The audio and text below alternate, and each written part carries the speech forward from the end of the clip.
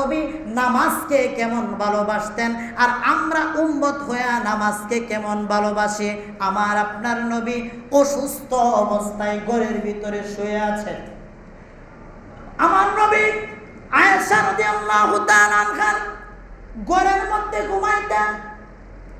আর মসজিদে নববী আয়েশার ঘরের কাছেই, মসজিদে নববীর ভিতরেই আমার নবী বিছানার মধ্যে শুইয়া হযরতে আয়েশাকে ডাক দিয়ে বলে, আয়েশা আমাকে একটু দাঁড় করাও। কি করাও? আমাকে একটু দাঁড় করাও।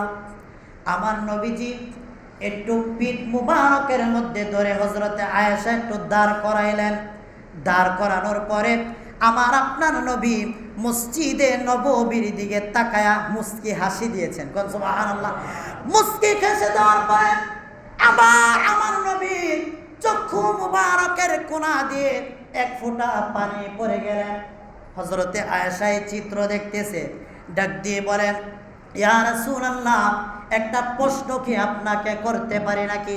ডাক দিয়ে বলে, আয়েশা অবশ্যই প্রশ্ন করো। হুজুর, আপনি আমাকে পিঠ মুবারকের মধ্যে বললেন দাঁড় করাইতে, আমি আপনাকে দাঁড় করাইলাম, আর মসজিদে নববীর দিকে তাকাইয়া আপনি হাসলেন, আবার কেন কেঁদে দিলেন গো নবী? আমরা চাই প্রত্যেকটা সময় আপনার মন খুশি থাকুক গো ইয়া রাসূলুল্লাহ। আপনি কাঁদলেন কেন? আপনি এই কথাটা আমাকে একটু উত্তর দেন। ডাক দিয়ে বলে, আমি যখন মসজিদে নববীর দিকে তাকাইলাম, দেখলাম সাহাবীরা নামাজ আদায় করতেছে, আর আমি রাসূল জামাতের মধ্যে নাই। আমি যখন তাকাইলাম, আমি মনে মনে ভাবলাম, আমি নবী এই দুনিয়াতে একদিন থাকবো না, আর আমার উম্মতেরা নামাজ আদায় করবে, এই জন্য আমি হাসছি।